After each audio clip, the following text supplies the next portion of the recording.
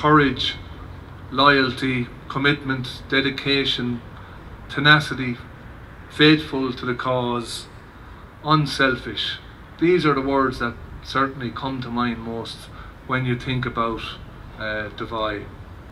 Devoy, who provided vital support for the Fenian movement over the 50 years in his exiled home in New York, had his name erased from history and the struggle for Irish independence. This hero sacrificed everything: his home, his relationship with his sweetheart, his friendships, everything, and yet was largely forgotten, simply a footnote in history. Such injustices must be corrected. Dedicating this statue and using it as a kick-off for the 100th anniversary of the Easter Uprising helps correct this wrong. Mayor of Kildare, Ambassador O'Malley, deputies, elected representatives, members and family of the Kildare Association of New York, the John Devoy New York Memorial Committee, the John Devoy Committee of Naas, and Naas Local History Group, descendants of John Devoy, and all who are gathered here on this auspicious occasion. I would like to welcome you all on behalf of Kildare County Council to the unveiling of the statue in honour of John Devoy. Devoy as a man stands tall, a rebel, a Fenian and a die-hard patriot. He helped organise the daring escape from custody of James Stephens, swore British soldiers into the ranks of the Fenian movement, and was arrested and tried for treason and imprisoned in England. Eventually he was exiled to the US. Here too, in his adopted home, he found Clan Na Gael, engineered the escape of the Fenian prisoners from Australia, and worked with David and Purnell during the Land War.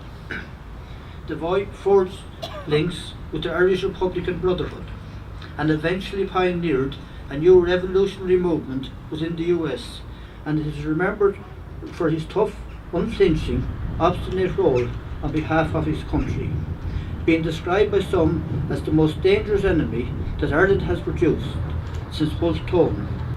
The fact that this memorial is being unveiled today, almost 25 years after Seamus Curran first conceived of it, is a fantastic story in many ways. It tells a lot about perseverance and dedication, which has obviously a unique parallel in John Devoy's own journey.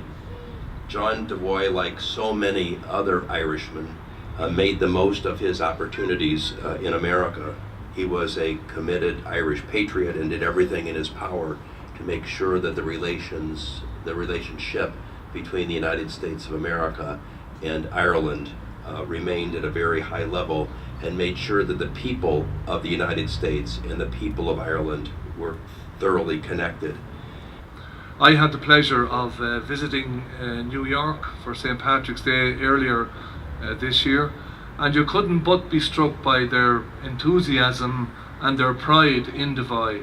And certainly the fundraising that they undertook was very impressive, and maybe their enthusiasm represented some of the characteristics of Devoy himself. As we stand here today, we remember this great work of John Devoy, a man who left great memories in the world. I imagine of great joys of growing old and feeling satisfied that you're used up. You have used your energy wisely and left your mark in history. John Devoy was such a man. Today is about John Devoy and the thousands of unknown and uncelebrated men, women who made Irish independence possible by supporting the cause, both in Ireland and around the world. I sincerely pray that all who pass this statue remember that all efforts to build a better future must be celebrated. Having returned to America in 1924, Devoy began writing his memoirs, Recollection of an Irish Rebel. At the age of 86, his health deteriorated and he died in September 1928. The number of mourners at John Devoy's funeral mass at Manhattan's Church of the Ascension forced police to close adjacent streets. John Devoy would make one final journey to Ireland.